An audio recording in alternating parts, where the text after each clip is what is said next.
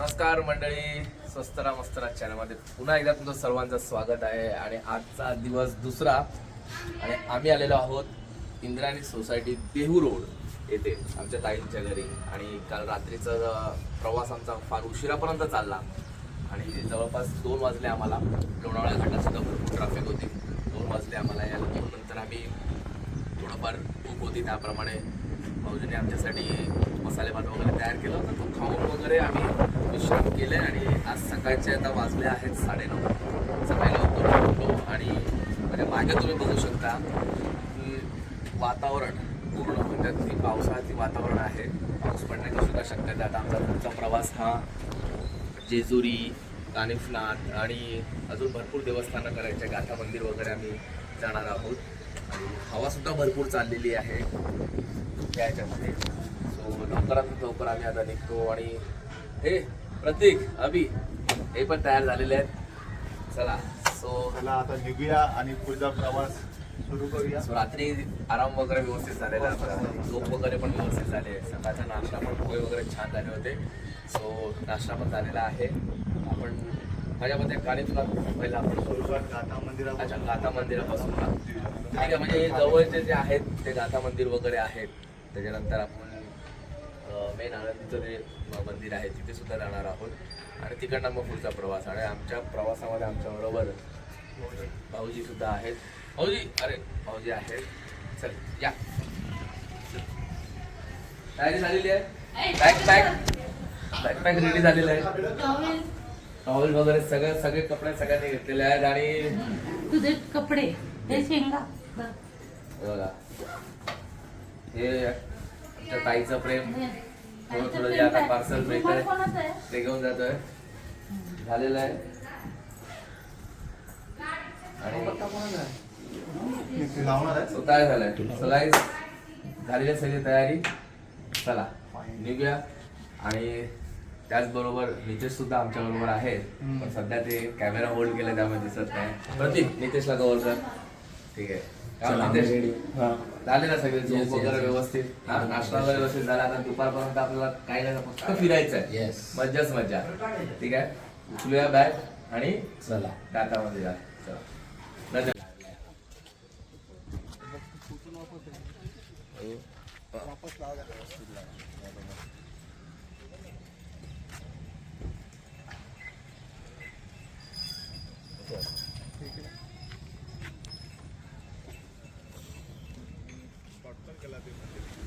आता आम्ही कानिफनाथ दर्शन घेण्याकरता कानिफनाथ मंदिर येथे पोहोचलो आहोत.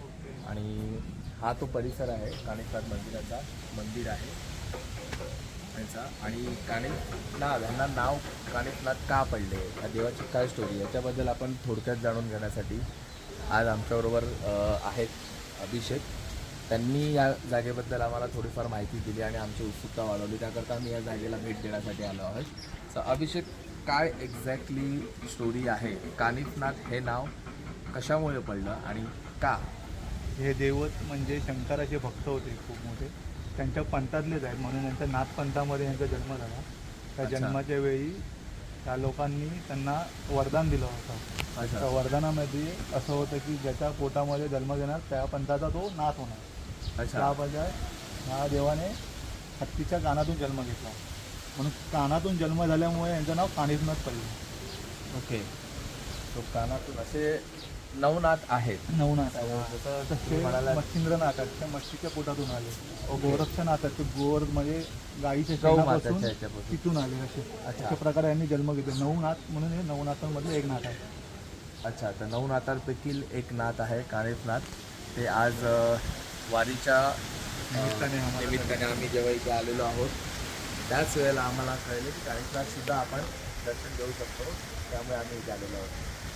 हे बघा, हेच ते त्यांनी दृश्य दाखवलेले आहेत स्टॅच्यू स्वरूपामध्ये की कशा प्रकारे जे लोक म्हणतात ते स्टोरी किंवा मीथ नसून ते खरोखरच अशा प्रकारे कानिफनाथ जे शंकराचं रूप आपण एक समजू शकतो. त्यांचा जन्म असा झाला होता. त्याचं हे असं दृश्य, एक चित्र जे आपण म्हणतो स्टॅच्यूमध्ये, ते त्यांनी इथे दर्शवलं आहे. थँक्यू.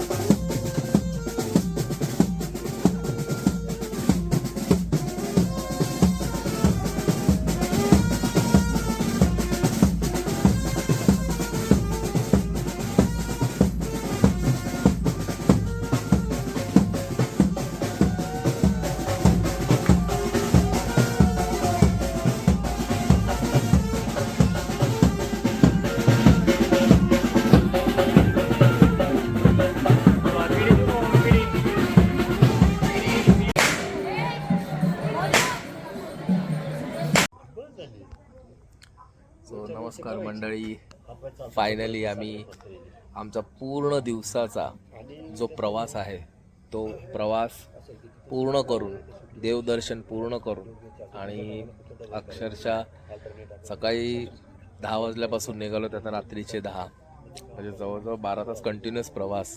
त्यामध्ये जेजुरीचं गड चढणं आलं, त्यानंतर काणिफनाथला तर ठीक आहे गाडी मंदिरापर्यंत गेली, परंतु जे काही चालणं वगैरे सर्व झालं त्यातनं सर्व करून आम्ही आता आमचं जेवण वगैरे झालेलं आहे. आणि तुम्ही बघू शकता की कशी लोक आता इथे आरामात पडलेली आहे. नाही ही नाही, ही तर म्हैस आहे त्यांची. पण हे बघा, हे ना, हे बघा, हे दोन. आणि आम्ही बघा इथे निवांत बसलाय. का पिक्चर मग जेवण वगैरे सगळं व्यवस्थित, अगदी व्यवस्थित जेवण झालं. आता त्यांचे मनोगत व्यक्त करतील. सांगा, पूर्ण दिवसाचा प्रवास तुमचा काय, कसं वाटलं? प्रवास खूप छान झाला. ओव्हरऑल या पिकनिक बद्दल जरा सांगा. प्रवास खूप छान झाला. पिकनिक अजून चालू आहे. आम्ही नवनाथांच्या मंदिरात गेलो, तिथे दर्शन घेतलं. त्यानंतर आम्ही जेजुरी गडावर गेलो. तिकडे थोडं थकलो आहे, त्याच्यामुळे आता जरा बॅटरी डाऊन झाली. तिथे इच्छा वगैरे मागितली असेल तुम्ही काही? ओव्हरऑल दर्शन वगैरे खूप मस्त झालं. बाप्पाच्या मंदिरात मागितली असं त्याच्यानंतर वाटतं. आम्ही मोरेश्वर मोरगावचा मोरेश्वर अष्टविनायकापैकी एक तो गणपती आहे. तर आम्ही तिथेही दर्शन घेतलं. तिथले दर्शन खूप सुंदर झालं. त्यानंतर आम्ही आलोय दिवसाची सांगता. अजून एक मंदिर केलं. अजून एक नंतर आम्ही शंकराचं मंदिर सोमनाथ. हा तेच ते दिवसाची सांगता आरतीने. तिथे आरती मिळाली आम्हाला मंदिरात.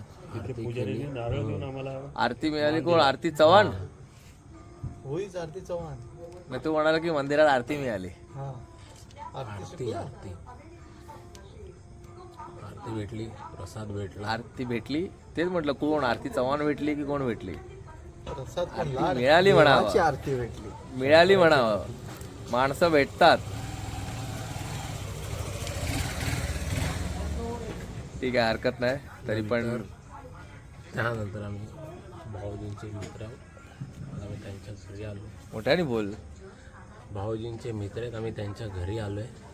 त्यांच्याकडे आम्ही आज भाकरी आणि झुणका मस्त जेवण झालं. बेत एकदम ताव मारला आणि दिवसाची सांगता केली.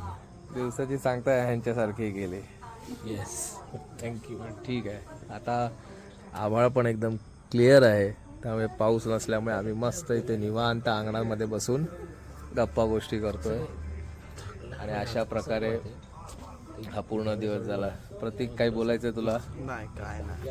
हा? सर्व व्यवस्थित अगदी. अजून उद्या पण भरपूर प्रवास आहे आपला. उद्या सकाळी वापस आम्हाला 4ला उठावून पालखीची वारीला जायचं. मेन ज्याच्यासाठी आलो आहोत, ज्यासाठी केला होता अट्टाहास, पण आमची अवस्था बघून आम्हाला वाटत नाही की आम्ही 4 वाजता उठू शकतो. परंतु ती शक्ती विठुराया देणार तुम्हाला. 4 वाजता उठणार आणि आम्ही उठणार. नक्की उठणार. तर आम्ही तुम्हाला उद्या सकाळी भेटू. नक्की सकाळी पहाटे 4 वाजता. पहाटे 4 वाजता आपण पुन्हा एकदा निघूया. ठीक आहे, हीच चला. गाडी असणार आहे. आम्ही याच गाडीतून निघणार आहोत आम्ही. झोपूया आपण आता. सध्या हतरून देखील बघा, तुम्ही मागे बघू शकता, हतरुणाची सुद्धा तयारी चालू आहे. काकाने खूप चांगल्या प्रकारे केली आहे आणि चांगलं हतरुणाचे हे झालेले आहे. सो आपण जाऊया. Good night, sweet dream.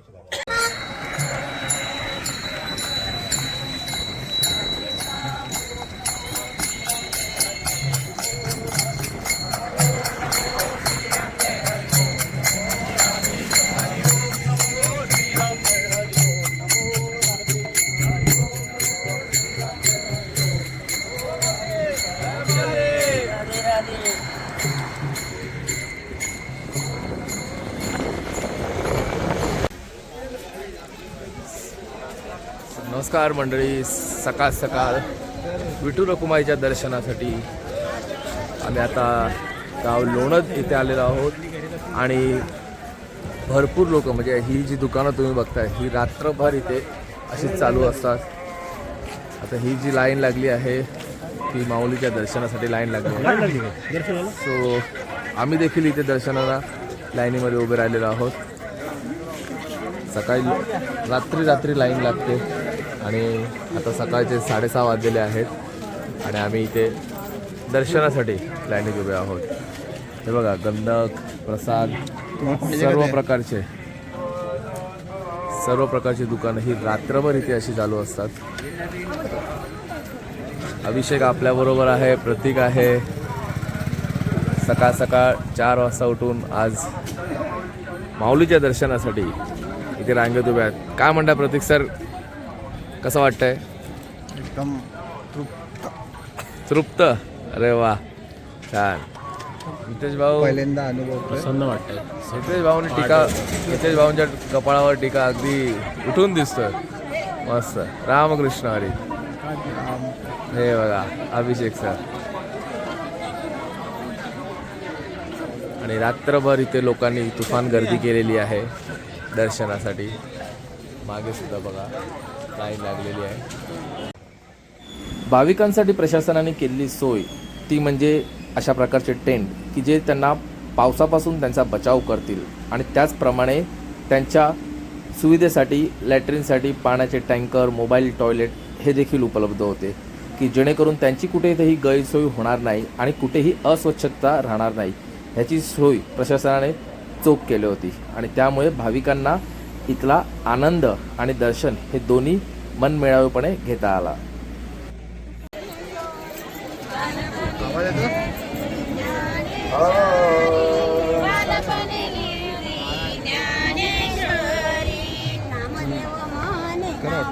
Narayan Namdev Mane Namdev Mane Narayan Namdev थोडं काढून दे ना.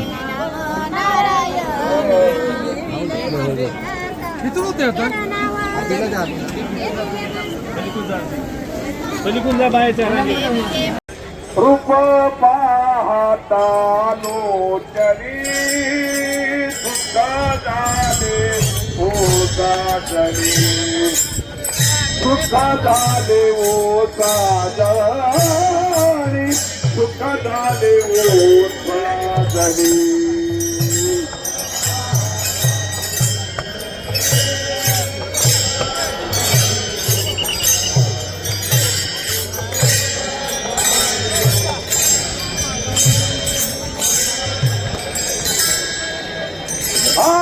रूप पाहता लोचनी सुख झाले ओसा जनी, सुख झाले ओसा. अशा प्रकारे संत तुकाराम महाराजांच्या पालखीचे दर्शन घेऊन सर्वांना सुखी ठेवण्याची विठुरायाच्या चरणी प्रार्थना केली.